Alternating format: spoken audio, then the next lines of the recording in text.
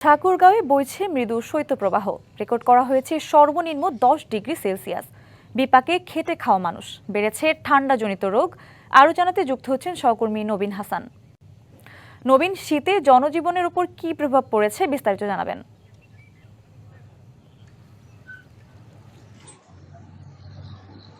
সঞ্জিদা, আপনি জানেন যে উত্তরের জেলা ঠাকুরগাঁও কিন্তু হিমালয় পর্বতের খুব কাছে হওয়ায় প্রতি বছরই এখানে শীতের প্রকোপ অনেক বেশি থাকে। এবছরও তার ব্যতিক্রম নয়। আমরা লক্ষ্য করছি নভেম্বর থেকেই কিন্তু শীতের প্রকোপ শুরু হয়েছে, দিন যত গড়িয়েছে শীতের তীব্রতা তত বেড়েছে। আজকের চিত্র যদি বলি, আজকে ঠাকুরগাঁয়ে সর্বনিম্ন তাপমাত্রা রেকর্ড করা হয়েছে 10 ডিগ্রি সেলসিয়াস, এবং গত কয়েকদিন থেকেই কিন্তু ঠাকুরগাঁয়ে তাপমাত্রা 10 ডিগ্রির আশেপাশেই কিন্তু ছিল। আজকের আসার খবর হলো যে আমরা সকাল সকাল দেখছি যে আজকে আকাশ বেশ পরিষ্কার রয়েছে এবং সকালবেলা সূর্য দেখা মিলেছে। এ কারণে ধারণা করা হচ্ছে যে আজকে তাপমাত্রা দিনের বেলা কিছুটা স্বাভাবিক থাকবে।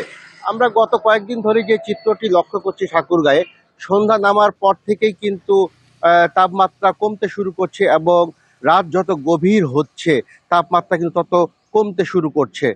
আবার দিনের বেলা তাপমাত্রা কিছুটা স্বাভাবিক হচ্ছে সূর্য ওঠার পর থেকে।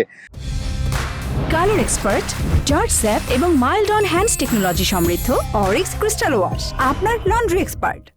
আপনি জানেন যে উত্তরা জেলা ঠাকুরগাঁয়ের মানুষের জন্য এই শীত কখনোই কোনো উপভোগের বিষয় নয়। এই শীত প্রতি বছরই ঠাকুরগাঁ মানুষের জন্য দুর্ভোগ নিয়ে আসে। ঠাকুরগাঁয়ে প্রচুর মানুষ দরিদ্র সীমার নিচে বসবাস করে, বিশেষ করে যারা দিন আনে দিন খায় বা খোলা আকাশের নিচে বসবাস করে, তাদের জন্য এই শীত চরম দুর্ভোগ নিয়ে আসে।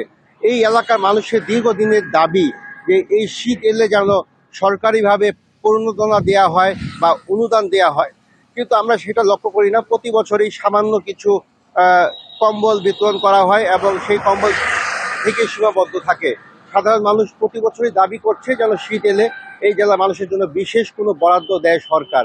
এছাড়াও যদি আমি দেখি যে হাসপাতালগুলোতে শীতজনিত রোগীর সংখ্যা বাড়ছে এবং মানুষের দুর্ভোগ কিন্তু সঞ্জিদা দিন দিন বাড়ছে।